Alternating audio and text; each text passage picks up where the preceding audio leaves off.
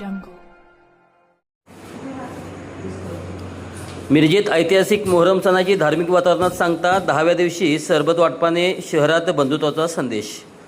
मिरज शहरातील ऐतिहासिक मोहरम सणाची आज 10व्या दिवशी धार्मिक आणि भक्तिमय वातावरणात शांततेत सांगता करण्यात आली. मोहरमच्या निमित्ताने शहरात विविध धार्मिक कार्यक्रमाचे आयोजन करण्यात आले होते.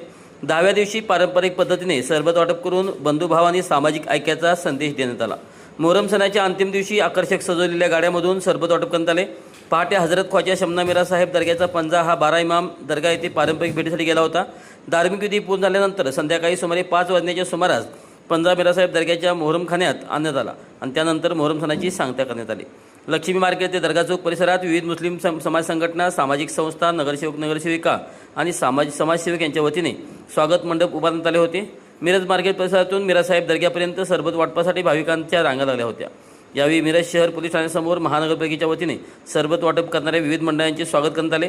कार्यक्रमास महिला व बालकल्याण सभापती बानू जमादार, उपायुक्त स्मृती पाटील, सहाय्यक आयुक्त अनिस मुल्ला, शहर अभियंता डी पवार, सामाजिक कार्यकर्ते फिरोज जमादार, जयलाभ शेख तसेच महानगरपालिकेचे अधिकारी उपस्थित होते.